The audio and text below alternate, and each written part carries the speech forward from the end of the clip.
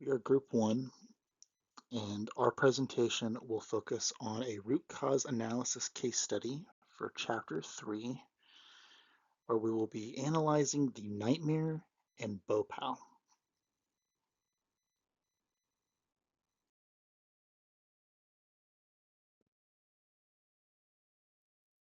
Hey there, we are Group 1, consisting of myself, I'm Taylor, and my fellow colleagues of Yasmin, Amenti, Georgia, Sam, and Donald. The Bhopal disaster was an industrial gas leak that took place on the night of December 2nd, 1984, at the Union Carbide India Limited pesticide plant in Bhopal, India. The gas that leaked was methyl isocyanate, or which is known as MIC. This is a highly toxic chemical used in pesticide production. When water accidentally entered an MIC storage tank, it triggered a runaway chemical reaction that released a deadly cloud of gas into the surrounding community. Following this, thousands of people died within days, and many more have continued to suffer from long-term health problems such as lung damage, blindness, and reproductive disorders. It's also, at the time this happened, it's also considered the worst industrial disaster in history because of the scale of loss and suffering it caused. Beyond the immediate human tragedy, Bhopal disaster left behind serious environmental contamination. Toxic chemicals are still present in the soil and groundwater even decades later. But it also served as a global wake-up call, pushing industries and governments to strengthen chemical safety regulations and emergency readiness to prevent anything like this from happening ever again. Key evidence and details. The disaster. The night of December 2nd, 1984, about 40 tons of methyl isocyanate gas leaked from a pesticide plant in Bhopal, India. The cause. Water entered a MIC storage tank, creating a runaway reaction. That, with a combination of a chain of system failures, critical human errors, and delayed emergency response, magnified the issue. The impact. The death toll was around 15 to 20,000. The injuries roughly 400,000, causing long-term illnesses that persist decades later. Thousands of livestock died, trees and crops were ruined. The aftermath. CEO Warren Anderson was arrested and released on bail when he fled India and was declared a fugitive. UCC was forced to pay a $470 million settlement. India Supreme Court allowed sales of UCC assets to fund a hospital up to $90 million. India relaxed safety standards and ignored violations in order to attract international investors such as UCC to try and strengthen their economy. UCIL, Union Carbide India Limited, a product of UCC, had multiple factories around India and proceeded to build a pesticide factory in Bhopal. With MIC being extremely reactive, hazardous, and is known to cause severe damage to various organs, along with this, MIC vapor is heavier than air, so it stays closer to the ground if released. And that is for some background knowledge moving forward. On December 2nd, 1984, 132 gallons of water got released into an MIC storage tank, which caused the water to react with the MIC, and then proceeded to leak out 40 tons of deadly vapors into the facility. The first reports of workers complaining or suspecting a leak were at 11:30 p.m., which the supervisor did not look into until 50 minutes later at 12:20 a.m., then alerted the plant's superintendent. The supervisor should have immediately looked into the reports as soon as the worker stated them, especially knowing the effects of MIC when people are exposed to it. The MIC filled the air in the unit by 12:25. But operations were allowed to continue for another 20 minutes until 12:45. At 12:50 a.m., the alarm was activated to notify workers and local rescue squads about the toxic gas.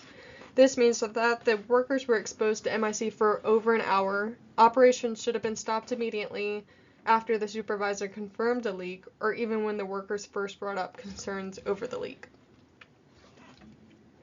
At 2 a.m., more than 2 hours later, the nearby public was notified only from the plant's toxic gas siren. Residents woke up with burning sensation in their eyes and throat, vomiting, coughing, difficulty with breathing, and even losing consciousness. This led to about 4,000 people dying in their sleep or trying to escape the fumes. The nearby public should have been alerted as soon as the leak was identified. Failure to inform the nearby public as soon as knowledge of a leak was looked into is negligence from UCIL. The failure to inform the nearby public was an act of selfishness from the plant. As part of the cleaning process of the facility, water is used when handling MIC. The facility and employees should know that the reactability with water, especially when handling water in the cleaning process. Furthermore, employees should be trained properly and follow a proper procedure for cleaning, especially knowing that when water is mixed with MIC, it could be deadly, especially when exposed in the air. The tanks used had poor design and maintenance was ignored for prolonged periods of time. Leaky valves into the MIC tank also allowed water into the tank as well. Multiple parts of the system for the MIC tank were not working, like the temperature gauges, pressure gauges, refrigeration system, and the temperature alarm were all not functioning. Along with this, the water curtain, which is used to contain gas that may have escaped the scrubber and flare tower, was too short to reach the source of the escaping MIC. The storage tank that had the leak was filled beyond the recommended capacity, and the backup tank, which was designed to capture excess MIC, was already full. This should have never been accepted. When dealing with deadly or harmful chemicals, it is imperative that the machinery is all up to date and is working efficiently. Along with this, filling the tank and the backup tank with more than its recommended capacity should never even be considered. This facility was very ignorant to problems that arose and only cared about its profits, not the safety of the public or its employees. Lessons learned. The Bhopal disaster showed that safety must always come before profit, because cutting corners on maintenance or training can have devastating consequences. At the Union Carbide plant in India, several critical safety systems, including the refrigeration unit, gas scrubber, and flare towers, weren't working or had been shut down to save cost. Workers weren't properly trained to handle emergencies, and as a result, toxic gas spread across the city, killing hundreds and injuring thousands of people. This tragedy also exposed the dangers of weak government oversight and the double standards that sometimes exist between developed and developing countries. The Bhopal facility operated with far fewer safety controls than the Union Carbide plants in the United States. Another key lesson is the importance of proper employee training and encouraging local understanding. Safety manuals and instructions should always be written in the language workers understand, and everyone should be trained to respond quickly and correctly in these type of emergencies. In addition, companies must inform nearby communities of potential risk and establish clear emergency response plans so that people know how to protect themselves in case a disaster occurs. Overall, companies must apply the same safety and ethical standards everywhere they operate and respond transparently during emergencies instead of hiding information or delaying warnings. And for the conclusion, I'm just going to summarize our overall findings from this case study. After the incident, the total death toll came to approximately 20,000 people, with over 400,000 injured and many still suffering from the effects. The event occurred due to safety procedures that were blatantly ignored and disregarded by those in charge, and this tragedy could have been prevented if there were stricter safety precautions and better oversight and enforcement for those in charge.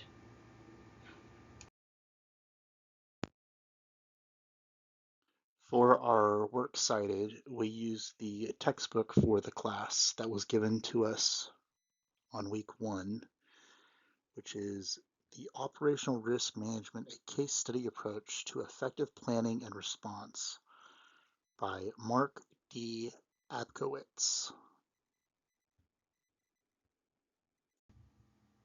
We look forward to reading and answering your questions for us soon. Thank you for watching our video.